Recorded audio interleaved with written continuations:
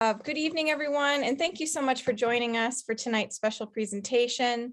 I'm your host, Holly Lademan. I am one of the national directors on our board for Wild Ones. On behalf of Wild Ones Executive Director Jen Ainsworth, the national staff, honorary directors, and the board of directors, we are excited to welcome you to tonight's online program, America's Public Gardens, a resource for native plants with Matthew Ross. For those of you that are new to Wild Ones, we are a membership organization devoted to promoting native plants and sustainable landscaping. We have 65 chapters and 13 seedlings in 23 states from across the nation. If you're not a member and there's not a chapter in your state, please think about joining us and starting a Wild Ones chapter in your area. Get connected and stay informed about upcoming Wild Ones events and activities by following us on social media. Wild Ones is on Facebook, Instagram, YouTube, LinkedIn, and Twitter, all the places. Tonight's webinar features Matthew Ross, who will be presenting on America's Public Gardens, a resource for native plants. Together, we will take a journey to several nations' public gardens, from gardens that grow exclusively native plants to others that have worked to diffuse them into their collections. We will get an in-depth look into how public gardens can help inform and influence your design and maintenance practices. Our presenter, my esteemed colleague, Matthew Ross, joined Wild Ones in 2012 and has been a Wild Ones National Board member since 2017. He assists with board nominations, honorary director co-chairs, and serves on the Native Garden Design and Photo Contest committees, as well as many other programs over the years. Matthew is the Director of Continuing Education at the world-renowned Longwood Gardens in Kennett Square, Pennsylvania, where he manages more than 175 educational programs. He is a horticulturist, instructor, developer, and advocate for the use of native plants. To learn more about Matthew and his inspiration and contribution to Wild Ones, please visit the Wild Ones website. I hope you're ready to be engaged and discover the presence of native plants in America's public gardens. Before we get started, I have a few housekeeping announcements. Thank you for tuning in live tonight. We will be recorded and post this on our website as well as YouTube in the days following tonight's program. We have a series of questions that have been submitted prior to this evening's event. Those questions will be answered through the duration of the presentation, as well as at the end if time allows. We have closed captioning turned on to increase accessibility for our members. You can turn this off in your settings if you choose to. If you have trouble with the sound during the presentation, go to Test Speaker and Microphone setting by selecting the up arrow tab next to the mute button. During the presentation, we will be limiting chat to the hosts and panelists only to report any technical issues you might be having. Chat will be turned back on near the end of the presentation, and I will be picking a few questions to ask Matthew at the end. Please direct all your questions during the presentation to the Q&A. We will answer them at the end or as time allows during the presentation. We have some very knowledgeable folks assisting and answering questions from our organization tonight. And with that, I'm so excited to turn it over to Matthew Ross, and we are so happy to have you, Matthew. Thank you, Holly, and thank you everyone for joining us tonight. I'm very honored to be here. It's been a long journey with Wild Ones, and I want to thank those from the Oak Openings chapter that got me started with the organization as well. It's going to be a fun journey. We're going to see several gardens. We're going to try to get it done in time and have time for you guys to answer questions. But I wanted to start off by saying what a great palette of plants everybody was talking about. I saw Dada Horseman, Hoary Puccoon, Zigzag Goldenrod, and many, many others. So I know this is a great group to talk to, and I'm very excited to be presenting to all of you tonight. Just to get things started, I wanted to take a moment and have you think about a public or botanic garden. So in your mind right now, you might be thinking of the crystal palaces of the past or of the future.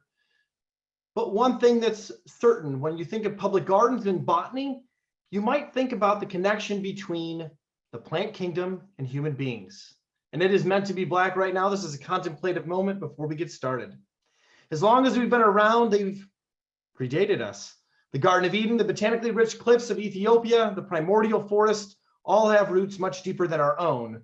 But we have been intertwined for millennia, and once our needs for food and shelter had been met, we transitioned from purely a nomadic lifestyle to one of romance with plants through agriculture and gardening.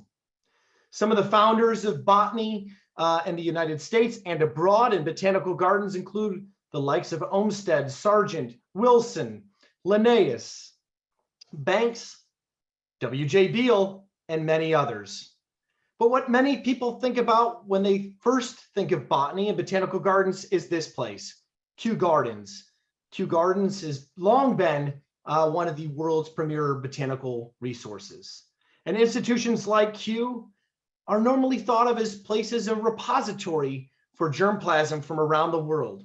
But just like Kew has evolved, and we'll learn a little bit about that in a second, public gardens have transitioned too. From the days of seeking the best herbarium specimens, which is still a vital resource in our discovery of the natural world, to now where you might wonder, wow, W.J. Beale Botanic Garden, a place that really inspired me as a student at Michigan State, was columns of agronomic crops and crops based on systems, which was very instrumental in its heyday, but gardens have changed over time. They progressed from the late 1700s to be much bigger resources beyond science, beyond our medicines, beyond even agriculture, into a thing of beauty. And even Kew Gardens, the gold standard when it came to the botanical institutions of colonialism, have noticed that their own seed resources are in dire need of being supported, conserved, and maintained for future generations. Places like Longwood Gardens, where I work at, well known for theatrics, the beauty, the performing arts, the fountains, the fanfare of Christmas, and exotic plants from all around the world, also have things going on behind the scenes that the general public might not know about. And I'm proud today to tell you a little bit more about some of the things that we're doing to conserve things like the beautiful Plantatheras or fringed orchids. Here you see an orange one, and one of our curatorial staff and researchers, Peter Zale. We're bringing southern Chester County's native plants to the forefront by having an 86-acre meadow of rolling hills in Chester County. But it's beyond what Longwood Gardens is doing. We're rethinking the way that public spaces are adapting and being resilient. Their role of native plants in public gardens right now is almost at a fever pitch from places like Brooklyn, like what you see right here, which is reclaiming the once industrial piers of the Brooklyn Bridge Park. Or fascination within our own flora. So rather than searching the hills, valleys, and far off places, there's plants like Sarracenias that have captivated many botanists, but also the general public, that are becoming more commonplace as a result of the work of places like Franklin Park Conservatory that are showing these off in new and exciting ways. Designers are stretching the envelope and are pushing the envelope and stretching the plant palette of our native flora in very different ways. What's exciting about this is that it provides us as gardeners, horticultural enthusiasts, and professionals opportunities to learn from others what we might be able to do in our own home landscape or the landscapes that we design for others, or just have a general appreciation for things like this aromatic aster here at the Scott Arboretum in Swarthmore, Pennsylvania. And I hope today you get a chance to see some of the great treasures of our country that you might not have been familiar with before, like the tallest, AKA the highest peak, where there is a cultivated botanical garden under the direction of Denver Botanic Garden in conjunction with the National Park Service at Mount Goliath. Many of you will be having your bucket list, your botanical bucket list expand, which is one of my goals tonight, but I hope you also see the other side of public horticulture, public gardens, and botanical gardens beyond some of the exotic collections that they care for and their global conservation efforts, and think deeper about their role in advocating the use of native plants and conservation. A couple organizations to take note of that are the leaders in botanic garden conservation. The first one's got it right in the name, BGCI. The BGCI represents botanic gardens from across the globe in over 100 countries with a mission to mobilize botanic gardens and engage partners in securing plant diversity for the well-being of people and the planet. They have amazing programs and educational opportunities for people from the farthest parts of the globe to connect, to speak the same language, the language of plants and conservation. Or APGA, or is what we know as the association. APGA has 10,000 individuals at over 600 institutions in all 50 states and 20 countries with a mission to champion and advance public gardens as leaders, advocates, and innovators in the conservation and appreciation of plants. Proud member of APGA and attend their conferences nearly every year. And what's going on behind the scenes is great conversations about conservation and how we can bring our conservation and advocacy to the forefront. So while someone might be enjoying the beautiful fountains of Longwood Gardens, they might stumble upon Pierce's Woods and see the work that we're doing in that arena as well. American Horticultural Society, so AHS, has 20,000 individual members. Many of you in the audience might actually be a member of AHS, as they have a reciprocity and discount program that touches 345 public gardens and arboreta across the country. One of the things that's great is through BGCI, you're able to look through plant search to find plants at botanical gardens all across the globe. There's an opportunity for you to learn about threat search and what plants are globally imperiled, and how horticulture, public horticulture, and botanical gardens are helping with the efforts to conserve, preserve, and propagate many of these plants. You can look for a global tree search and find your favorite trees all across the world, and also search for gardens as well. APGA has a very similar search tool. Here you can see, if you're in the Midwest, how many gardens are represented all throughout the area with these green dots by searching on their interactive map. And I'm proud to say that Wild Ones in Neenah, Wisconsin is the Wild Center, is that dot right there.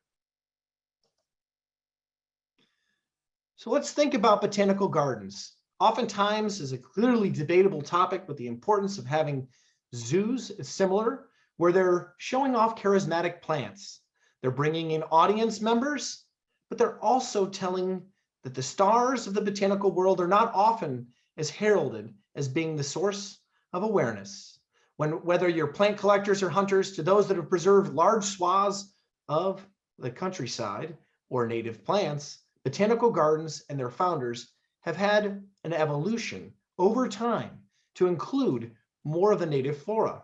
But what's very interesting is that, unless if you're from New York and you claim that Elgin Botanic Gardens started in 1801, was the first public garden and botanic garden in the country started by David Hossick, most of us actually find ourselves that under the impression or the realization that John Bartram was the very first founder of a public garden in America.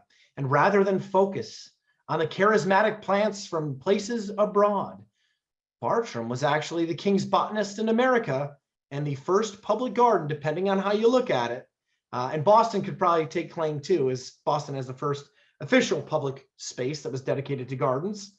Bartram's was a place of native plant propagation, a place where our flora and fauna of the New World in North America was being celebrated and heralded to the founders of our country. What's interesting is you probably saw this on the intro slide, but also in your flyer for today's presentation. I wish we had chat on, but I know that many of you at home right now are screaming out the name of this plant. This is Frank Linea. And Frank Linea has an interesting story. As John Bartram, he actually found this plant in 1765. And it wasn't until 1776 that this plant was propagated and positioned at Bartram's Gardens. Now the specimen that you see there is much younger than the one that was originally found. And in interesting enough fashion, this plant was found once in the wild in Georgia and was never seen in wild ever again, much to the chagrin of early plantsmen like Moses Marshall and Humphrey Marshall that would have salivated to have found this plant in the wild and propagated it. So all of the Frank Linea that we have nationwide started, and globally started, with this one plant collection from John and William Bartram that have kept this plant a living legacy. And at Bartram's Gardens, you'll see things that you wouldn't expect to see. You'd see blooming azaleas, you'd see the orontium or golden club, or large collections of what were once called vegetables or herbaceous plants. Following in his father's footsteps, William Bartram continued to explore and describe Native American plants. He was an important naturalist, an artist, and an author in his own right. The property has evolved multiple times, going through different hands, and is now run by the Bartram's group, the foundation that is there. When you're there, you'll probably get a chance to see Bartram's own oak. And as some of you know, the promiscuous oaks make interesting children, and this is one of them. This is Quercus heterophylla, which is a cross between red oak and shingle oak, or willow oak, sorry, red oak and willow oak. You can see one of those plants that was planted in 1939 outside of the home of John and William Bartram. That's also been recently renovated. What's great about Bartram's Gardens now is that it still brings together community. I was just there right during their holiday Christmas display, and you're bringing together people from the urban environment that are local, but also those from the suburbs and from other places, all gathering, having fun, in a spot where public gardens first got their roots. You'll see great plant combinations like the fringe tree and the Linea sempervirens that you see here. And again, he was searching for plants all across the United States. So you're seeing plants a little bit further out of their zone, but all celebrated as part of national pride as our country first started to establish itself as the United States. We're going to leave Bartram's and go not far away to where I work at and live at, and where I'm joining you from tonight, Longwood Gardens in Kennett Square, Pennsylvania. The story of Longwood goes far beyond our founder in 1906, Pierre DuPont, purchasing the property. And it was at one time a great spot for the historical arboreta of the Pierce family. The Pierce Arboreta, or the Pierce's collection, is one that we have great pride in today, and is part of our historical arboreta. Beyond the historical arboreta, we have great woodlots, forests, and fields like our meadow that span out our nearly 1,100 acre property. While about 350 acres are open to the public, much of what the public doesn't see is left in conservation easement, in conservation and natural land stewardship. What's really fun about this is it provides us the opportunity to have an audience that might be most interested in other plants or other things happening at Longwood experience nature in never before ways, with one of the oldest tulip poplar stands and one of the most intact and beautifully managed meadow gardens. And when I said managed, it is definitely managed, and you'll see a picture of that shortly.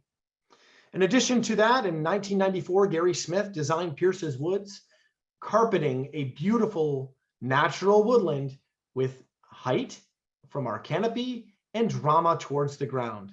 A beautiful planting, mixing a lot of woodland and emergent plants together to make a beautiful patchwork of native plants, really galvanizing Longwood as being a environmental leader in the region. And speaking of the maintenance that we do to make this all happen, happy enough to have coworkers that are willing to go out there and help with the burns that we do here at Longwood Gardens. And that meadow that you see, if it wasn't for us manicuring it and managing it, it would become a forest once again. There's fabled stories that Pennsylvania had tree to tree and a squirrel could go from one end to the other without ever touching the ground. And to keep an open meadow for some of our migratory birds and some of our other wildlife, it's important for us to maintain that our woody vegetation does not take over, leaving us with picturesque views like you see right here at sunset during the summer months, early summer months at the meadow.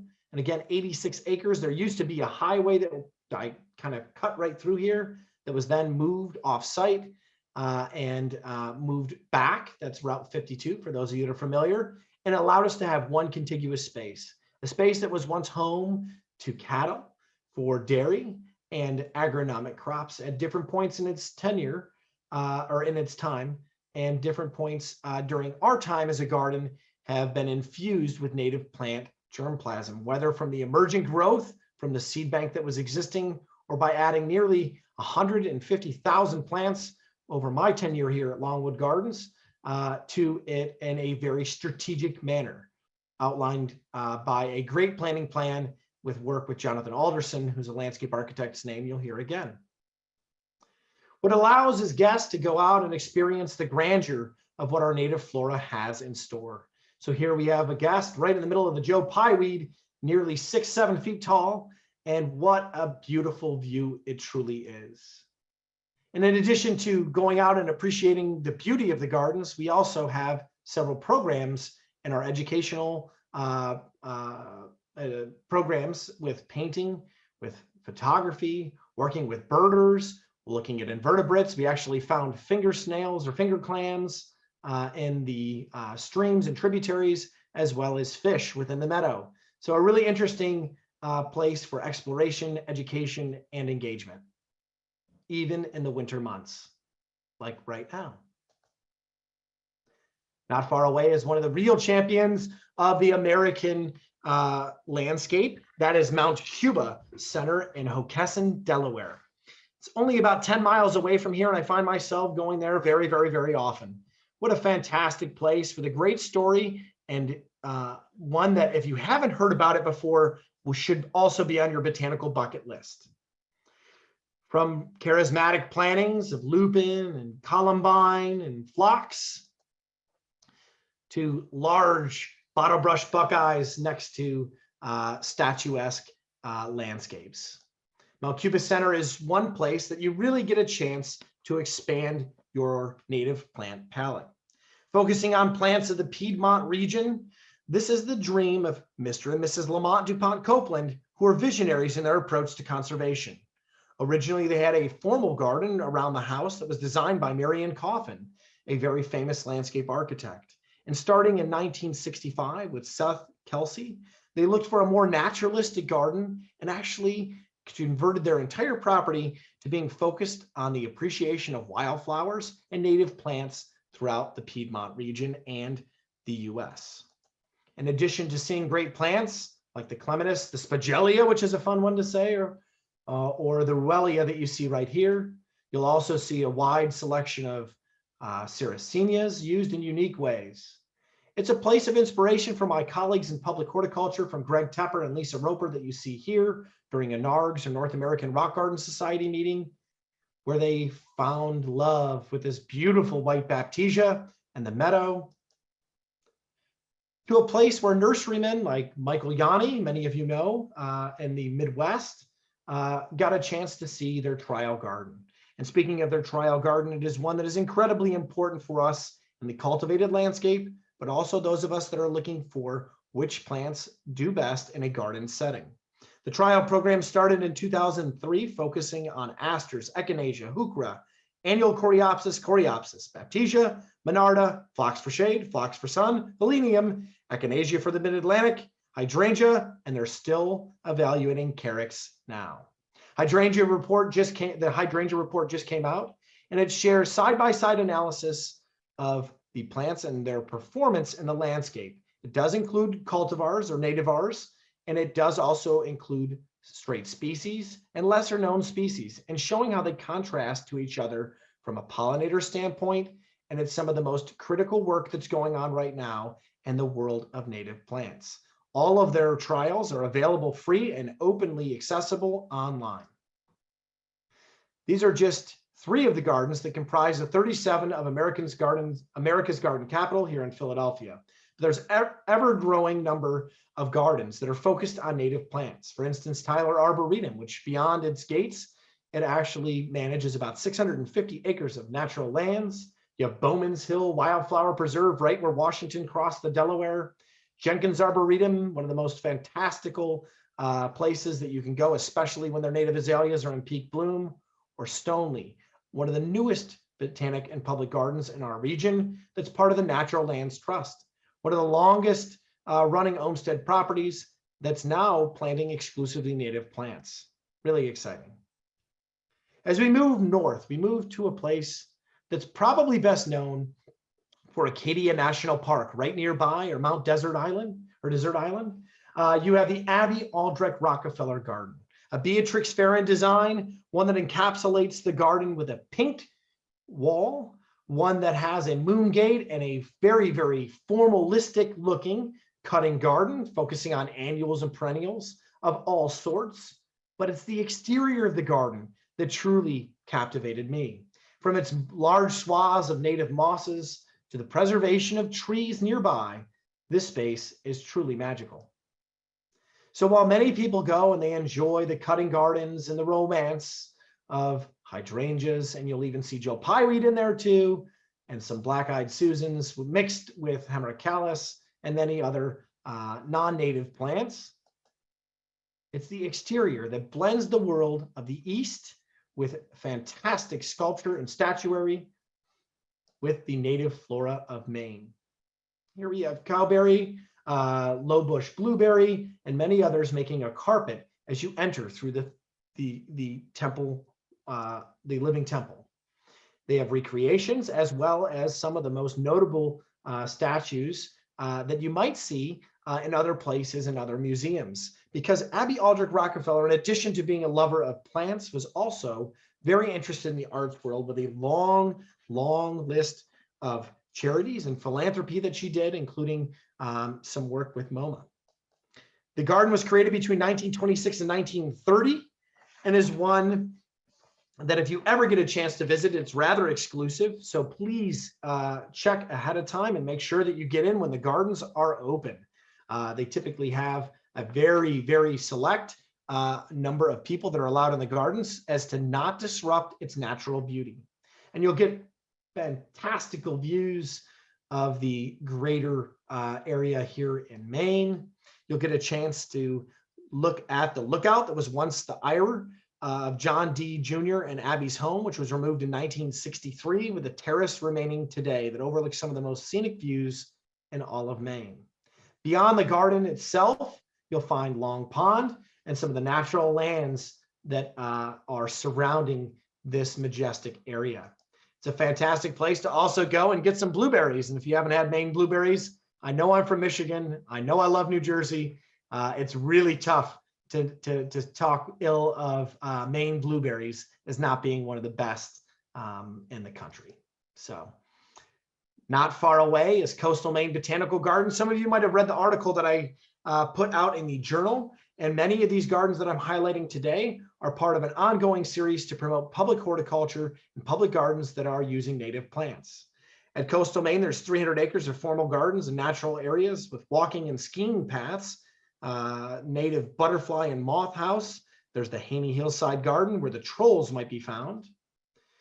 Around their educational building, you're noticing an exclusive native palette right there with some great elderberry, Joe Pyeweed, asters, and more.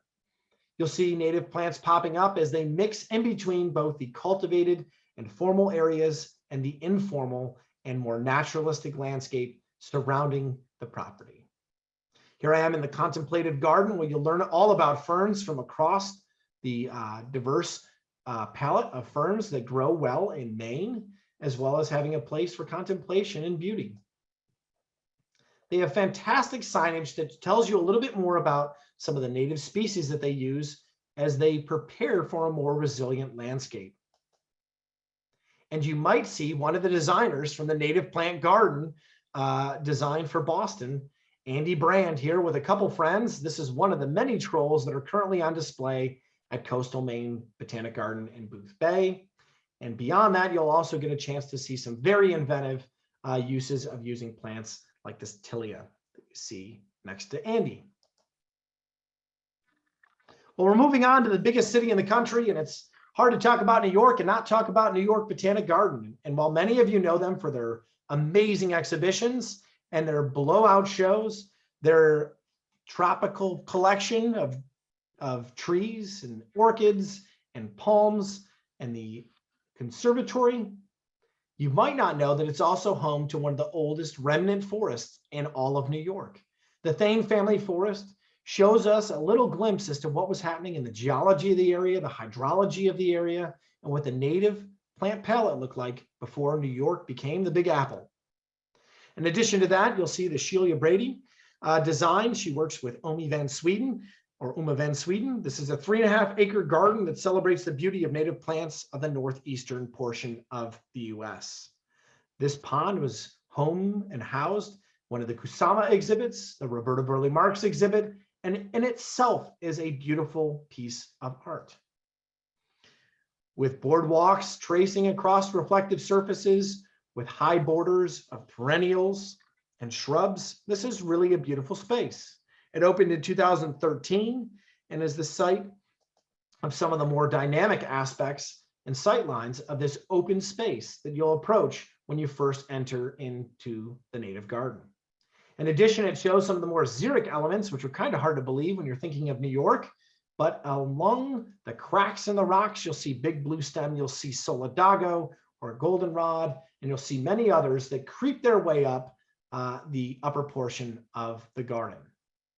You might even find your favorite marsh plant. I'm a huge proponent of getting out into the bogs. And here we have Katie taking a picture of some really fun Sarracenias, a plant that's always been charismatic and one that captivates nearly everyone when they first see them. It's mixed in with Rexia and many other sedges and grasses, and is a great way to accent this beautiful space. Sticking in New York, it's not far away, that Brooklyn Bridge. And when we think of the Brooklyn Bridge, we always think of the bridge itself, or maybe the park right underneath it and great sight lines of Manhattan. But many of you might not know it's also home to an ecological restoration project that is very noteworthy. The Brooklyn Bridge Corporation is a not-for-profit entity that started restoring the piers that were once part of the commerce in Brooklyn. So here you have a salt marsh, a young girl playing in the rocks, and an opportunity to see how the ecology of the region is coming back as they start their use of native plants over the past 12 or 13 years now. You'll see people from all walks of life traversing this space, but also using it for recreation. How fun is it to play soccer overlooking Manhattan and getting a chance to see the sights and sounds of native plants and native wildlife right nearby? It's kind of a weird place to be. And if you haven't been there, it's open to the public, totally free, and a fantastic place to find your favorite native plant, like the short-toothed mountain mint that you see here, or maybe it's Bacchus helmifolia or the salt bush or groundsel bush mixed in with some junipers, showing off that maybe the New York skyline isn't as beautiful as, these stately native plants that you see right here. And it's also a great place to meet with friends. Like Taylor Williams, you'll probably hear a little bit about him in the coming months. We're now moving on to the Glenstone. And the Glenstone is known for its art, its sculpture, and being one of the more exclusive places to see modern art. The Glenstone is a place that seamlessly integrates art, architecture, and nature into a serene and contemplative environment. Here we see Tony Smith's mug that he put in 2005, a great place for reflection, but also one of the cornerstones of their art outside. But even the art outside can't rival the beautiful picture that you see right here, as they framed this scene throughout the season to watch what's happening when you first enter the gallery. It's really hard not to see the love and adoration that the Rails have for the native plant palette, and their staff is one that's dedicated to being as sustainable and rejuvenative as possible. If you haven't heard of the name Paul Tukey, he leads a very inventive program where they have a 12-part recycling process. They have over 18,000 square foot water court that you're going to see here shortly, and they manage the site in organic ways since 2010. You'll get a chance to see Andy Goldsworthy's work of art, mimicking what happens as he shares his passion for nature as well. And what's really interesting about the site is that one of their core missions and values is trying to make sure that any water that comes on site leaves the site cleaner than what it was before. This obviously requires a lot of strategy, engineering, and a strong plant palette of native trees, shrubs, forbs, and emergent and marginal plant material. It's probably best known for one of the only areas that doesn't have a whole lot of native plants, and that is the structure that you see right there. That is the Jeff Kuntz structure, but surrounding it is a warm season meadow. So while the Annuals that you see that are comprised as part of the sculpture itself sit juxtaposed to this beautiful meadow. You'll find yourself probably more romantically involved and appreciative of the native plants surrounding not just the artwork, but the Thomas Pfeiffer and Partners designed buildings with 11 rooms for artwork and installation, an ever-growing place and a place of real beauty. Moving on from the Glenstone is a place called Whiting Forest. This is a portion of Dow Gardens in Midland, Michigan, where my brother lives, and a place for adventure. World-renowned for its nation's longest canopy walk of 1,400 feet long, soaring over 40 foot tall. This is a great place to see the native canopy, as well as some of the more cultivated spaces from a much higher view. You'll find yourself walking through the bridges, the rope swings, the huts, and even a chance to see over their orchard.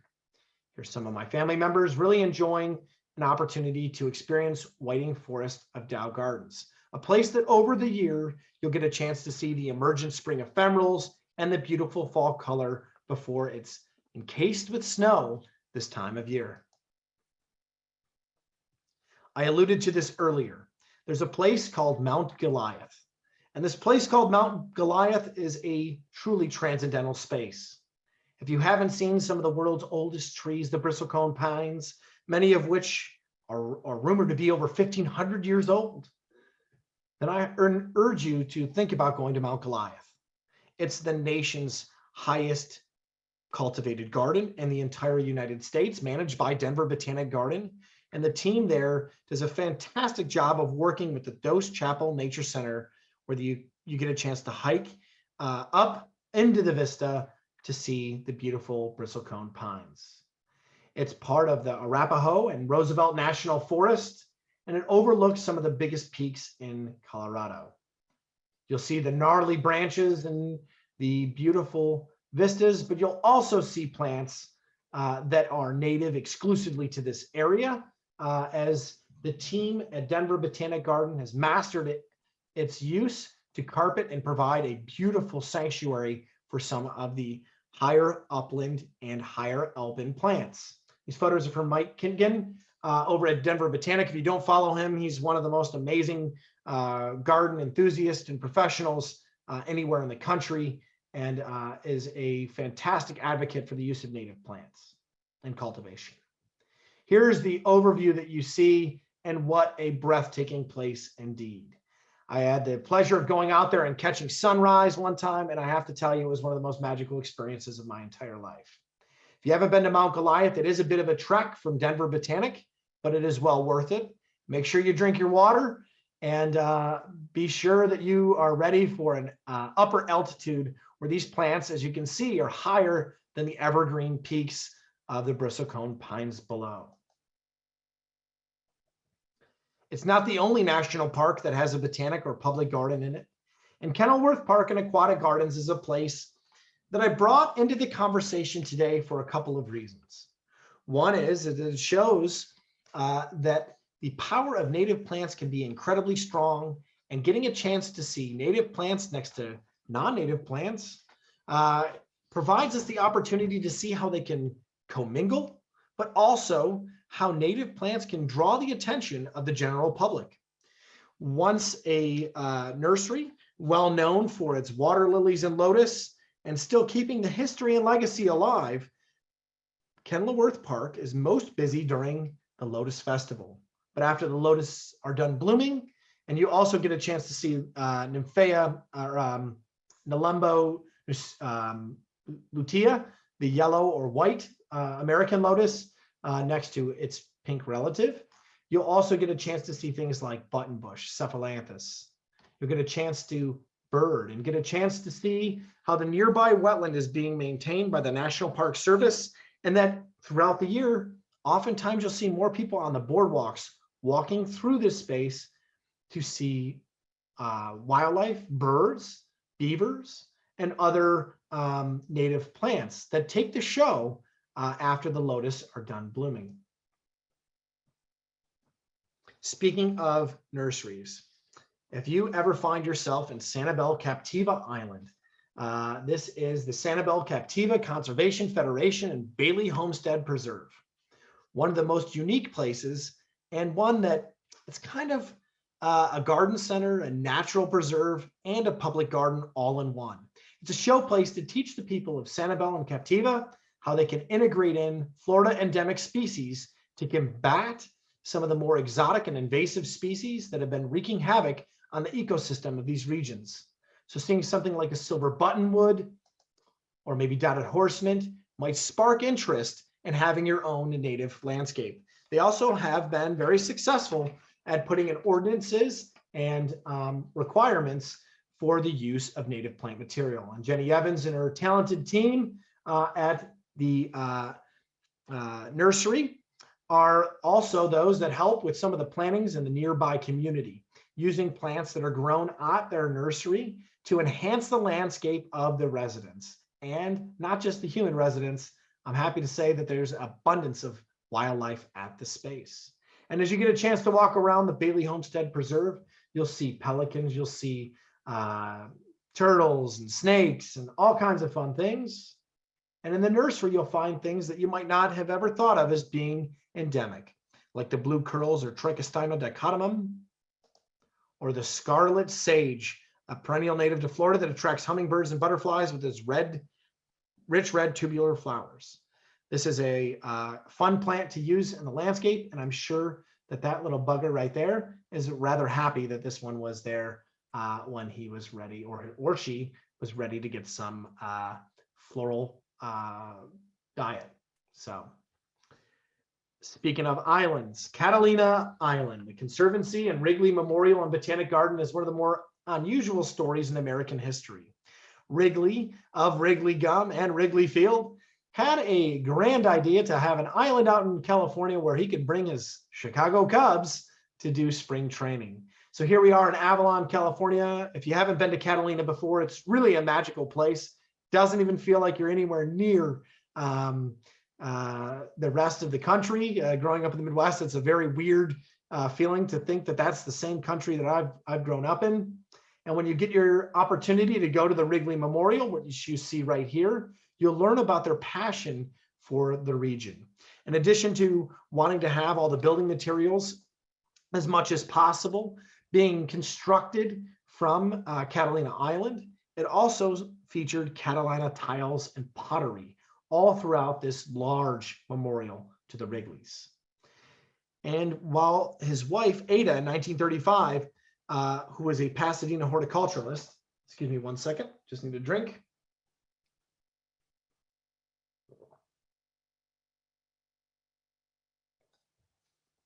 So while Wrigley's wife, Ada, in 1935, she supervised Pasadena horticulturalist Albert Conrad, who planted the original desert plant collection.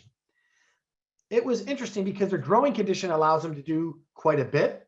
They were able to have plants that they could grow from anywhere around the world. But it was in 1969 when new plants and new attitude was alive and well at Wrigley. And the desire to focus on the Catalina Island endemics. In fact, there's 6 that are solely endemic to Catalina Island that you can find there, including the Catalina ironwood. You'll find things like this Rhus integrifolia, the lemonade berry, and many others that are endemic to California. In addition to having them around the area of the Wrigley Memorial and in concert with the succulent garden, they have a nursery that grows over 85 species of container stock. They have 2,000 seed collections or accessions representing 243 species. This is an amazing experience to behold firsthand, to see what the Conservancy is doing to promote the use of native plants and help bring back many plants that are struggling in an island environment. I was honored enough to get a Coreopsis gigantea, or now known as Leptoscini Gigantea. Unfortunately, I have to say mine did not survive more than 2 seasons here in Pennsylvania, but it's an incredible plant and one that is native to Catalina and probably the biggest Coreopsis you'll ever see, with large succulent stems and cabbage-like appenditures. It's one that's truly gnarly. Having an ability to get native plants in the hands of guests and the community is an imperative function of Botanic Gardens. And at North Carolina Botanical Garden, you get an opportunity to not only see how the plants are used in the ecosystem, you get a chance to see how they might be used in a more residential or more commercial fashion, but they also have some amazing plants that you can take home with you. Focusing in on all of the different ecotypes or ecoregions within the Carolinas, it's an incredible place that transforms you every time you go. I've been there many, many times, and I have to tell you, every time I've been there, there's been something new, something different, and something that I learned as a result of going to North Carolina Botanic Garden. It's a conservation garden, and that is truly at the heart of their mission. With unique plant collections of Sarracenias and carnivorous plants, to having innovative ideas like making a wattle fence out of the remnants of your native plant stems so that you can invite overwintering guests. It's a place of innovation, place of history, and one that truly lives their conservation mission. I've learned a lot from talking with our gardeners and learning about some of their outreach in the community, as well as they have a vibrant educational program. And here is the star of the show for me, is an opportunity to bring back some of these amazing plants and see how they grow in my own garden and get to know them a lot better. So getting a chance to have Manfredas or some Vinewinwiki. So really, really obscure native plants that you could not normally find in the trade. You can find them at some of the Botanic Gardens, which grow them and have perfected how to grow them to share with the industry, as well as with homeowners and landscapers. It's hard to go to the south and not talk about Birmingham Botanical Gardens when you're looking at native plants. This is a place where I truly got a chance to experience the largest endemic populations of some of the coolest plants at Bibb Glade with their staff when I was there.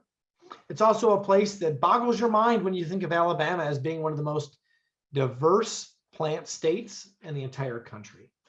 You have scorpion weed or scorpion flower Felicia here inside of the Barber, Alabama woodlands. And then we made our way over to call Wildfire Garden. And although John Mannion's not there right now, and those of you that know John know he's out in, I believe, Tennessee, doing a lot of fun things. He's one of the most inspirational people in my career in native plants. An amazing botanist and a great friend. John captivated me. He's inspired me to think differently about Pachyra aurea. He's also taken me to great places like the monoliths of Northern Alabama, and really a fantastic person. And Colwood Wildfire Garden isn't the same without John. It's a place where I first fell in love with weird plants like yellowroot xanthorrhiza that you see here, zizia, as well as Alabama snowflake, or the brown jug of Hextostylus, or getting a chance to see Galix, which I always thought was a tropical plant until I went there, in place. And that last plant that you see on the bottom right, one of those fragrant plants that's there is, oh boy, I'm missing it in my notes and I can't remember it. It is the Cliftonia monophylla, or the buckwheat tree. For those of you in the South, if you've had the delight of smelling this plant, it will knock your socks off and also bring all the bees to your yard. And we end Birmingham Botanic Garden by looking at the Alabama Croton. One of the best ways to get people excited about native plants is to show them something that truly blows their mind. And even when you talk to well-seasoned horticulturalists and botanists, and you tell them that a Croton survives and thrives in Alabama with its yellow flowers, its silvery backsides of its leaves that turn orange up here in Pennsylvania in the winter, and even further south down in North Carolina, that remains somewhat evergreen in Alabama and further south. A real oddity of the plant world, and it was so much fun to see that at Call Woods, and then get a chance to see it out in the wild as well. We had a chance to go to nearby Ebenezer Swamp, which is another great native place and preserve. So if you get a chance to go to Birmingham Botanic Garden, definitely check out some of the other areas nearby. And the last garden on our journey today is the Wild Center in Neenah, Wisconsin. As a proud Wild Ones member, it was an absolute delight getting a chance to go out there and experience Wild Ones in action and get a chance to go to where Lori Otto had her homestead that is now not only the public or the offices of our staff at Wild Ones, but is also a public garden and display showcase. Here you'll see monarchs on Leatrice, a blazing star, and you might see another star out in the fields there with Neil Dybel, who, if you get a chance to hear his presentation coming up, I highly recommend it, as he's one of the pioneers of using native plants in innovative ways. You also get a chance to see a demonstration garden, an opportunity to take a look at what's possible in the Midwest. The garden is one that was established in 2008, and we got a great tour from Dave Edwards. And Dave, if you're out there listening, from the Fox Valley chapter, alongside your other volunteers, and of course, Neil, back in 2018 at our national board meeting. Thank you again for a really enlightening tour. So we're coming to the end of our presentation today. And as we continue to think differently about public gardens, I hope that we think about some of the other faces behind the native plant movement that have made them the highlight of public and botanic gardens. Individuals like Lady Bird Johnson, of Mrs. DuPont Copeland at Mount Cuba, landscape architects like Jonathan Alderson here in the meadow at Longwood Gardens, and a man that's near and dear to all of our hearts, our honorary director, Neil Dybel at the Wild Center. So I'm apologetic that I didn't get a chance to talk about all the spaces and all the places where there's public horticulture featuring native plants, either exclusively native or maybe tucked in or diffused in, making their way into the public view. So while I would have loved to have talked about places like the Highline, Desert Botanic Garden, places like Delaware Botanic, an emerging garden not far from where I'm at today, or the historic barns of Traverse City that have native plantings that are exciting the public throughout the nation. These are important spaces and ones that, although not always exclusively native, give you an opportunity to do things like walk underneath a magnolia ashii in the fall and catch that sun right between the New York buildings and skyscrapers on a yellow leaf and a cold day. Places globally like the Millennium Seed Bank of Kew, and remember I said I would talk about Kew a little bit more. This is at RBG, or the Royal Botanic Gardens of Wakehurst, which is a sister to Kew, where the Millennium Seed Bank is preserving seeds for many, many generations to come, hopefully. And you can see how wet it was there. What a fantastic time I had taking our students to see the Millennium Seed Bank. But you don't have to go all the way to England to find interesting conservation work happening. Here we are again with Peter Zale and some beautiful Cypripedium macaulay, or the pink lady slipper, as part of the North American orchid conservation efforts, as you can see right here. But I hope these native gardens are ones that inspire you to make you think differently, like one of my mentors, Denise Gehring, shown here in Chicago. And ultimately, I hope they bring you together with some fantastic friends and people, many of the faces that you probably know in public horticulture, like Andrea Grace and John Mannion, Taylor Williams, Avi Yaski, and many others.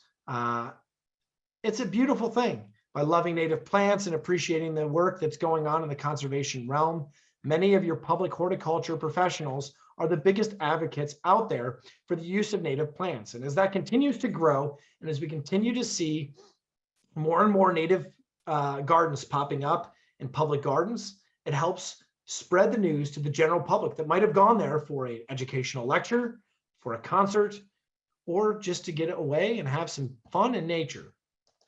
So I thank you all. I'm going to be taking your questions. I know, Holly, it's going to be a great conversation. I'm looking forward to it, and an opportunity for you to share your thoughts as we move forward. I just want to let you all know that if you ever wanted to get a hold of me, my email is mross@longwoodgardens.org. We do have several native plant courses and fun things happening here at Longwood Gardens, and I encourage you to come out and see our meadow as well. So Holly, if you want to get started with the Q&A, I'm more than excited to have a chat with you and our audience. I can't wait, Matthew. I have a couple things I want to make sure we hit before we start to talk about our Q&A. I know we're all eager to talk about that. We're sharing some links in the chat. Looks like Rachel just shared, and those are the links from Matthew of some of the locations that others are asking about tonight. Be sure to check that out and download it from the chat. There is an arrow there to do so. I want to cover a couple other things before we get into the Q&A. We also love to share about native plants. And are you looking to learn more about Wild Ones? Check out our quarterly journal that highlights Wild Ones programs, member requested articles about native plants. I know Matthew mentioned that earlier. Excuse me.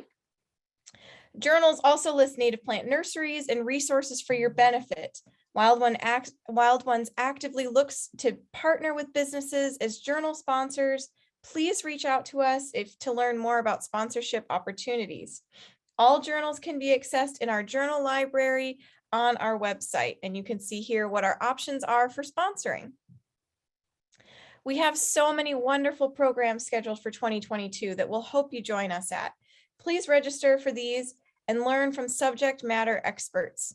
A couple of our highlights: February 16th, Neil Diebold, I know it was a big part of Matthew's presentation tonight, and really just wonderful person and wonderful to learn from. He is presenting on the 16th of February.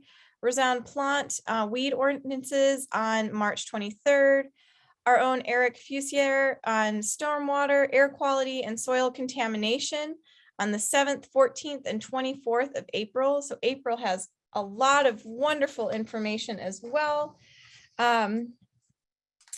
We also want you to check out our website and learn more about our Create Your Own Native Garden program and the free native garden designs that are already there at your fingertips. We currently have 9 beautiful professional ecoregion specific garden designs available. The Wild Ones organization sincerely hopes that you enjoy our free educational offerings and the many other resources that we make available, including these free garden designs. None of this would be possible without the generous support of people like you. Please consider donating to Wild Ones today. Together, we can continue to educate one another and make a positive impact on the environment along the way. With over 6,300 members across 23 states of the nation, if you're not already a member, please consider joining our growing community today at members.wildones.org/join. If there's not a current chapter in your area, please feel free to reach out for information on starting a seedling. We also appreciate your feedback on the webinars, and please find the link in the chat to go ahead and take a moment to complete our post-event attendee survey. I know that was a lot of information, but please check the chat as our dedicated Wild Ones members are putting those informations in there. And if you need something, please feel free to reach out on our website by opening a support ticket. And now, without further ado, the moment you've all been waiting for, the questions for Matthew. Matthew, some of the questions that we have from a lot of folks are they're wondering how to influence their local governments and cities to value native plants. Some frustrations about not putting native plants in, not valuing native plants. How would you suggest that someone approach that? One of the things that I would talk about is the impact that native plants have had at places like the Highline. And although they're not exclusively native, they are a big part of what's happening in those areas. You look at the engagement that you have in terms of people coming through sites, people being active in their communities. Native plant gardens are ways you can galvanize your community.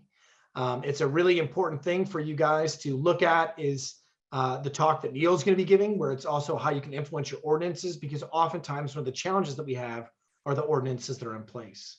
It's also really important that when you're looking at native plants to be able to use them in ways that might be more conventional, more modern, than what you would have seen out in the public. So while I've gotten a chance to go to like Chilwaukee Prairie, between Chicago and Milwaukee, when you go to a place like Chicago Botanic that's using native plants in a very formalized way at their islands and other places throughout the gardens, it's that moment where you bring your elected officials, where you bring those that are the decision makers out to see that. And when they see the beauty, a lot of times people don't know the difference between an exotic plant, an invasive plant, or a native plant. They're just wanting to make sure that it fits their perception of what is neat and tidy, what's going to be appropriate for their area based on the standards that we've been practicing really for quite some time in traditional designs that were not inclusive of native plants. And you can do a lot of things that, especially when you go to places like Glenstone, where you get a chance to see how native plants are integrated into a very modern space, that are ways that are compelling. So I encourage you to whoever the decision makers are, to get out and experience some of these native gardens firsthand. And it's important to have that dialogue.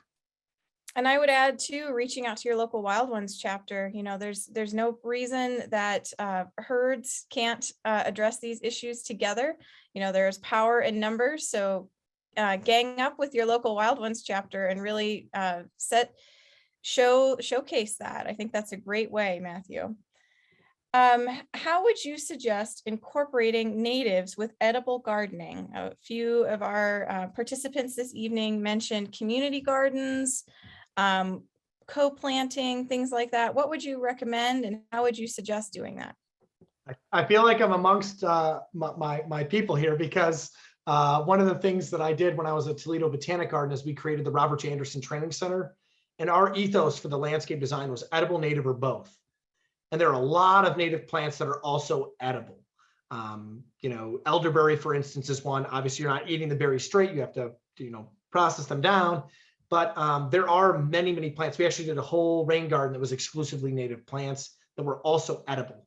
Not the best idea, because you're going to have rainwater or gray water coming into the site that could potentially be dangerous. But in your own landscape, it was meant to be a example of what you could do. So using things like swamp rose, elderberry, Allium cernuum or nodding onion, Corylus americana, plants that have edible attributes that are native, and really integrating those in community gardens is a really strong way to do it. Picking something that is going to work, something that's going to fill a niche in your landscape, and that is going to provide you with something that you're interested in enough to take and process into your own food. That deepens that relationship even more. Things like persimmons, that might take a little bit more time or maybe a little bit more patience, might be for someone that's looking the long-term goal, where you might be able to get, elderberry is so tough and is really prolific in terms of its berries, and is one that you could easily integrate in by making elderberry syrup. Might be an easy win to then, start that motion of, man, I can do this. I started with 1 or 2 native edible plants, and now I'm moving on, and now I have 10. And then maybe I design something that's completely native and edible. I always tell my students when I was teaching, think big, but start small. And that's the same advice that I give to those of you that are looking at, trying out some new things. A lot of people are mentioning ramps and leeks in the chat. That's another great one too. It is, but it's a long one. So ramps, the one thing there is I just encourage you, if you're going to be collecting ramps, that you don't do it from the wild. And if you start it from seed, it could be 7 years before you get a consumable product. But we were able to do it in an urban environment. We had ramps in our student plots that we had planted from seed that came back in my tenure, and we were able to get harvest off of them as well. That's great information. Thank you. Mm-hmm. One other question that we're going to ask tonight, a lot of folks surprisingly are asking about genetic diversity and the importance of genetic diversity. Why should we save seeds? How does that contribute to genetic diversity? Can you speak a little on that? Yeah, I mean, I know I mentioned the Millennium Seed Bank, but that's big picture. That's global. There's a lot of groups, including Wild Ones chapters, that are saving seed at the very localized level. It is really important for us to look at that native diversity, the native germplasm that we have to build in resiliency within our landscape. But it's also important to think about creating things that are going to be, well suited for your area, where, the Alabama Croton is a great example. So the Alabama Croton is doing a heck of a lot better down in Alabama than it is in my landscape up here in Pennsylvania. But it's one that it's important when you look at, trying to preserve a lot of the lesser known species too. We often take what's easy for us. We take things that are close to the side of the road, things that there's protocols in place for. It's also just as important to try to stretch the envelope and look at, or push the envelope and look for things that might be a little bit harder. I had the pleasure of living in Toledo for quite some time, and the team that's down there with Wild Ones did a lot of work with the local conservation organizations. And that was part of the plant sales. That was part of what we did at Toledo Botanic. And also kind of the broader regional initiative through the oak openings to try to have oak opening specific germplasm, plants that had done well in those areas for several hundred years. It is very important. There's research that's coming out. Amy White's been doing for a long time, that Mount Cuba is doing, that's looking at the importance of genetic diversity as well. And when I mentioned their trial gardens, there is some work going on there that I think is really at the forefront of the native plant movement. Wonderful, wonderful. Well, we're going to go ahead and end our session tonight. Thank you so much, Matthew. Fabulous presentation. I know a lot of you are sending wonderful information about how much you enjoyed his photos, felt like you were taken on a travel along across the United States and England. I feel like I've been to England tonight as well. So thank you so much all for participating. We really appreciate your being here, and we just join me in saying thank you to Matthew for his presentation tonight, and all that we learned. Wonderful, wonderful evening. Thank you all. Thank you, Holly. There was one question, if I have a moment, that asked about ways that families that are living on a budget can access public gardens. Oh, wonderful. And I just wanted to make a quick comment on that. Sorry, I saw that pop up in the questions. No, I'm glad you did. One of the things you can look at is looking at like a membership with AHS, where there's reciprocity across other areas. And then many public gardens are free. So there are public spaces, public parks. When you think of a public garden, it doesn't necessarily have to be a place that's not accessible. That's the point of being a public garden, is being accessible. And many other public gardens that have fees have programs in place to help offset the cost for those in need. So as a whole, the botanic gardens and public gardens of the world are trying to reach out and broaden their audience, and there are programs in place to make that happen. And I will mention one comment came through about libraries having passes as well. Mm-hmm. And those, there are several opportunities that if you apply for, other programs, low income programs, that some of these gardens can be free or very low cost. So I second what you're saying, Matthew, that I'm glad you caught that, because that's very important that we include everyone. Thank you all. Have a wonderful evening. Good night. All right, you too, Holly. Thank you.